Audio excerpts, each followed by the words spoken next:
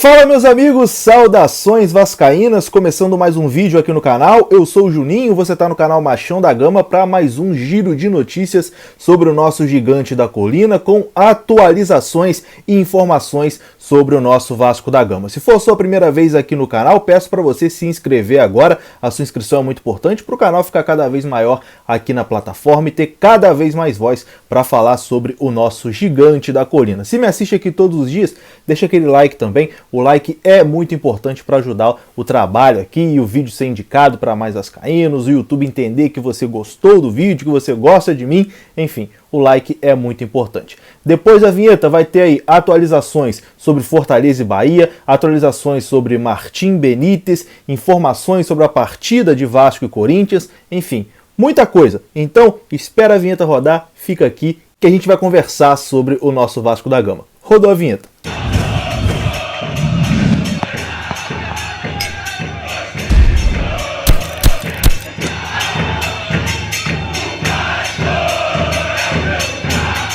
Então bora lá meus amigos, começando aqui o vídeo e indo direto para as notícias. Hoje fomos aí surpreendidos com a informação de que Martim Benítez é dúvida para a partida de domingo contra o Corinthians. Martim Benítez sentiu um problema aí, dores na coxa, né? E não está confirmado para a partida decisiva, né, lá em Itaquera. Uma pena, né? Uma pena, mais uma vez, o Martim Benítez sendo dúvida, o que mostra também que é um jogador que não consegue aí ter uma sequência de jogos, né? Sempre que começa a ser um pouquinho mais exigido, ele sente algum problema e tem que ficar de fora. No Twitter eu comecei a chamar ele até de Zé Meningite, porque não tem explicação. Não sei se você já ouviu aquele pagode samba, né, do Zé Meningite. Se você não ouviu ainda, depois procura aí, escuta que você vai entender. O cara já teve tudo que é tipo de problema, meu amigo. Então não é possível. Cada vez é uma história nova e não pode jogar.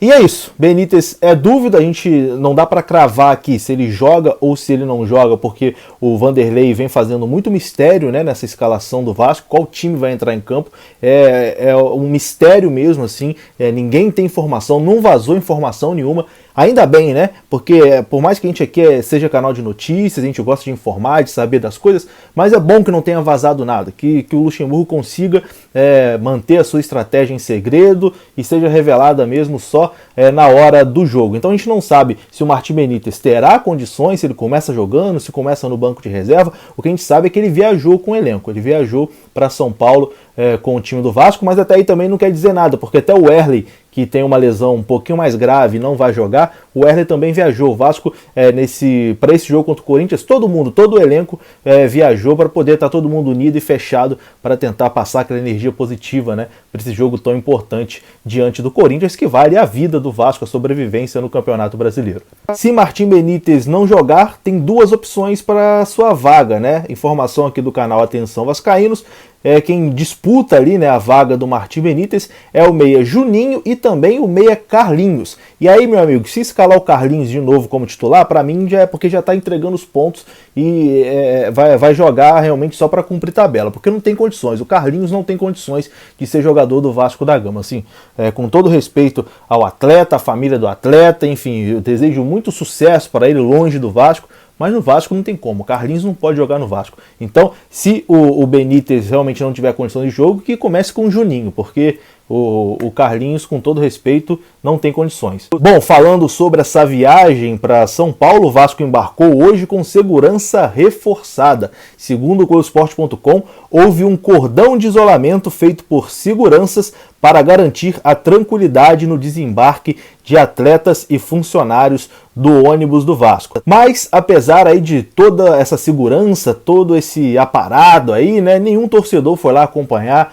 ou protestar no embarque do clube, no embarque e desembarque do ônibus, enfim, foi um clima total de tranquilidade. Mesmo assim, o Vasco se preveniu aí e reforçou a segurança para essa viagem contra o Corinthians. Enfim, o que a gente pode fazer aqui é desejar boa sorte, né, e que no domingo a postura do Vasco seja diferente, porque a postura dos últimos jogos foi lamentável. Bom, falando agora do nosso adversário, do Corinthians, o Corinthians terá o retorno de Fagner, aquele mesmo campeão da Copa do Brasil pelo Vasco, teve uma boa passagem pelo Vasco, né?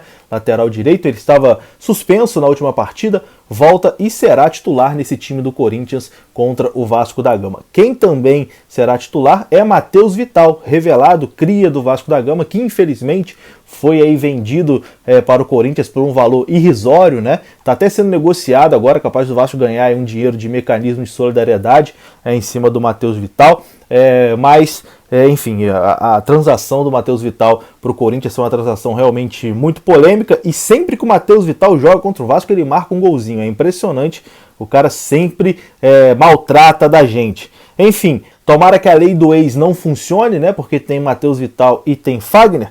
A provável escalação do Corinthians deve ser a seguinte: Cássio, Fagner, Gemerson Gil e Fábio Santos, Xavier e Cantilho, Gustavo Mosquito, Casares e Matheus Vital no meio, e na frente, isolado, o atacante Léo Natel, e o treinador é Wagner Mancini. E aqui você quer um dado preocupante, que quando eu vi isso aqui de madrugada eu fiquei completamente desesperado, meu amigo.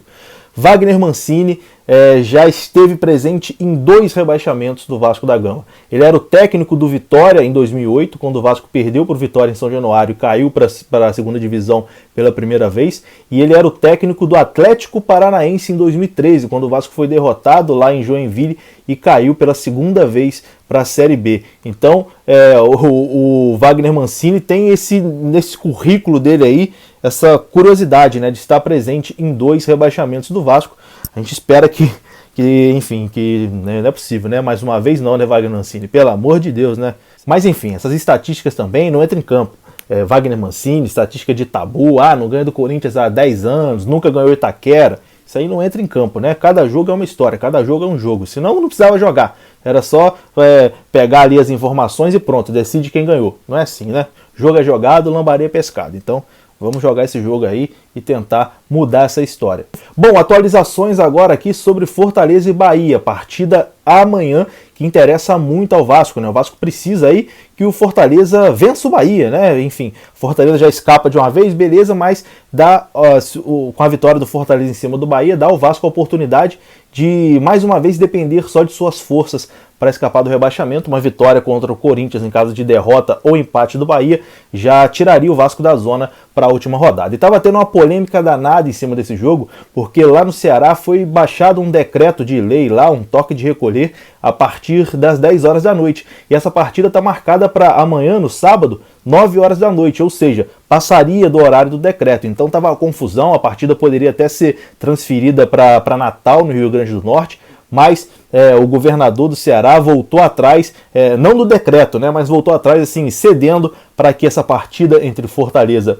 e Bahia aconteça no horário que está marcado mesmo. Então o jogo será no Castelão, casa do Fortaleza, às 9 horas da noite, o horário que estava programado mesmo, essa partida aí que a gente vai ter que acompanhar e torcer para que o Fortaleza derrote o Bahia.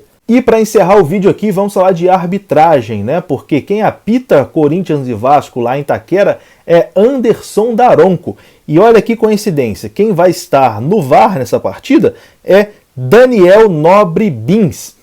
Vocês lembram, hein? Essa dupla aí te causa alguma lembrança? Não causa não? Foram os dois, né? O Daronco e o Daniel Nobre Bins, que não expulsaram o Felipe Melo depois daquele golpe de MMA que ele deu no Léo Matos, né? Simplesmente deixaram passar, não aconteceu nada. Jogo que o Vasco foi prejudicado contra o Palmeiras em São Januário. Então, olho no Daronco, olho nesse Daniel Nobre Bins no VAR aí, porque, enfim, o Vasco não pode mais ser prejudicado nesse campeonato. Já fomos prejudicados aí o campeonato inteiro. E o seu Daronco gosta de apitar contra o Vasco, hein? Nunca vi algo desse tipo. O Vasco deve ter feito alguma coisa na vida dele, tem algum trauma de infância com o Vasco, porque tudo ele marca contra o Vasco. Mas, enfim, já tá aí, é Daronco e Daniel Nobre Bins, olho neles aí que o Vasco não pode ser prejudicado não. E eu vou ficando por aqui, um grande abraço, saudações vascaínas, deixa aí o like se gostou do vídeo, deixe também o seu comentário e se inscreva no canal. Tô indo nessa, fui!